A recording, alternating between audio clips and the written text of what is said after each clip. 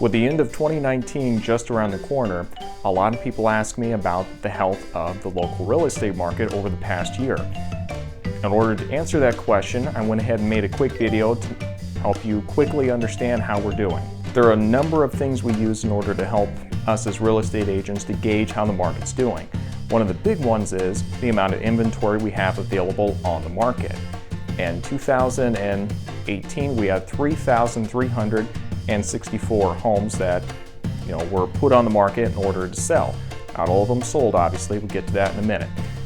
This year, in 2019, there were a little less. There was 3,257 homes that went on the market. So you can see it stayed pretty stable, all things considered. Now keep in mind, not every home that went on the market sold. The houses that did sell in 2018 were 1,977. This year, in 2019, the number of homes sold was 1,931. So we see that it stayed pretty close, even though, as we've already talked, we had a bit less inventory. Another big gauge as to how the market is doing is to look at absorption rate, okay? Absorption rate essentially just means that if everybody stopped selling their home at the same time, how long it would take in order for us to run out of houses on the market for home buyers to purchase. That being said, sellers want the absorption rate to be low, okay? That means that the buyers don't really have a whole lot of options, and means that there's a high demand for houses.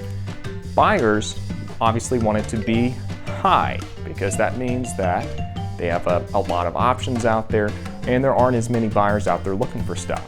So historically, anything around 3.5 is more of a balanced, a little bit more of a seller's market here in Anchorage. In 2018, there was 3.61 months worth of inventory. In 2019, it was 3.34 months of inventory. So a little bit of a change, but really not that big, all things considered. The other big factor that goes in determining the overall health of the local real estate market is looking at the average days on market.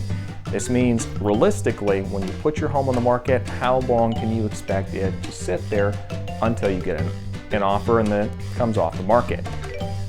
Historically, if it's really quick, then that's a really good sign. If it's something where you're looking at like 70, 80, 90, 100 days average on market, that's not looking like a very good market. Things are sitting there for a long time. There's not a whole lot of demand. Okay? So we like things to move pretty quickly just for the overall health of the market. In 2018, the average days on market was 53. In 2019, it actually went down to 48. And finally, the measurement that most people are going to think of when they're looking at the overall health of the market is the list price to the sold price average. In other words, how much on average did people ask for their homes? And on average, what did they sell for the 2 years combined? In 2018, on average, people would go on the market asking for $391, and they would end up selling for roughly $373 is what they would sell for. Obviously, averages, okay? Bear with me. In 2019, the average listing price, in other words, the initial price people put their property on the market for, was $397, and they ended up selling for actually $370 in 2019. So you see an increase in the initial asking price and a decrease in what you would actually get for it. Not a big decrease, all things considered. I mean, $3,300 over a $370,000 average. It's not a huge deal. What happened is you probably have a couple of price ranges that really kind of took a hit over the course of the year. So that really doesn't indicate a decrease in property values in the area. Okay? one of the big factors that goes into it is really just looking at the wages of the area, the income of those that are purchasing properties.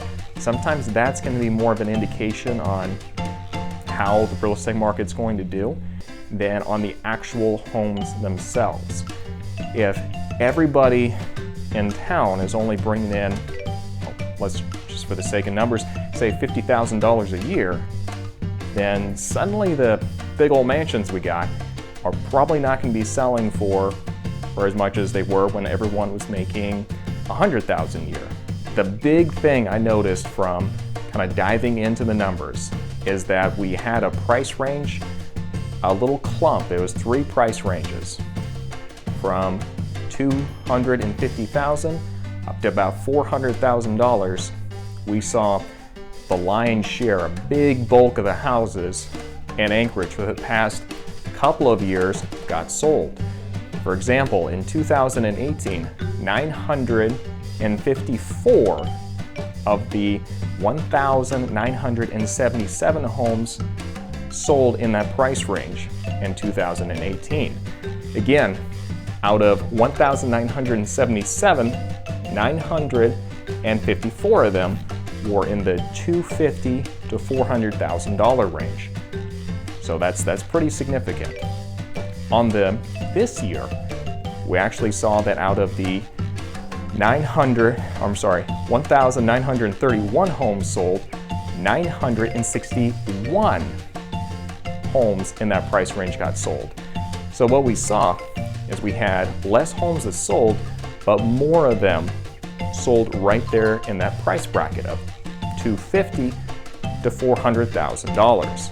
The $250,000 price range to the $400,000 price range also comprised a disproportionately large amount of the overall inventory on the market. In 2018, there were 3,364 homes that were being put on the market. Obviously, as we said, they all didn't sell.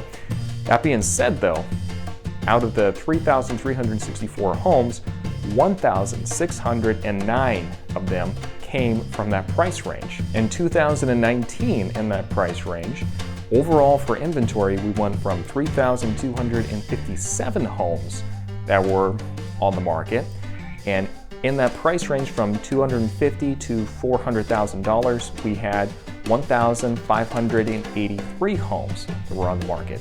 So we saw a little bit of a decrease in the amount of inventory for houses in that price range, but it still comprised roughly proportionally about the same amount to the overall market as it did before. So what are the big takeaways we see from studying these numbers?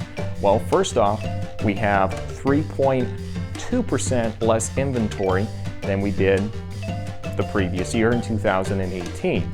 We currently have 107 homes less to sell than we did last year. But the 3.2% inventory is just part of the story. Let's have a look at the number of overall homes that did sell. We did see as can be expected, if we saw a reduction in the overall inventory, we did see a reduction in the number of total homes sold as well. Where we had a 3.2% reduction in the inventory, we only saw a 2.3% reduction as far as the overall homes that were sold.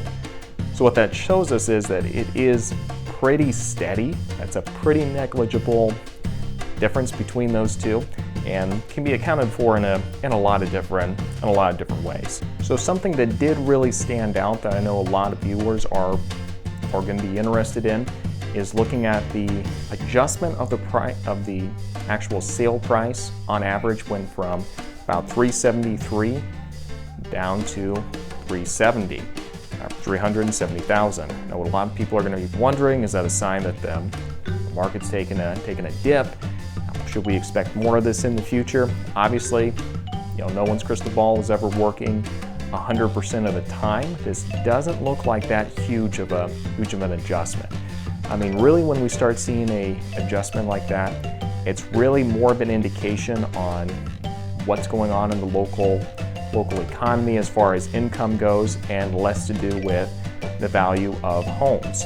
If we all suddenly made $200,000 a year, we'd see the value of real estate just go through the roof. So, nothing really to be that concerned about. The big summary is we're looking pretty steady. I really see nothing huge to be concerned about just now. If you're looking at getting your property on the market and you want to try to avoid a lot of competition, see a big uptick in the number of people you're going to have to compete with, really consider getting your property on the market before February, because that's where we see the inventory start to creep up, as indicated by this graph. Once we start hitting February, things start gearing up for the summertime, and at that point it just becomes more and more challenging because you do have more competition that you have to fight with. If you have other questions about the local Anchorage market, feel free to reach out to me at my contact information that's going to be right over here, and I'd be more than happy to sit down with you and come up with a strategy that's going to fit whatever your specific situation is and how the real estate needs to be used to leverage whatever it is that you're trying to do.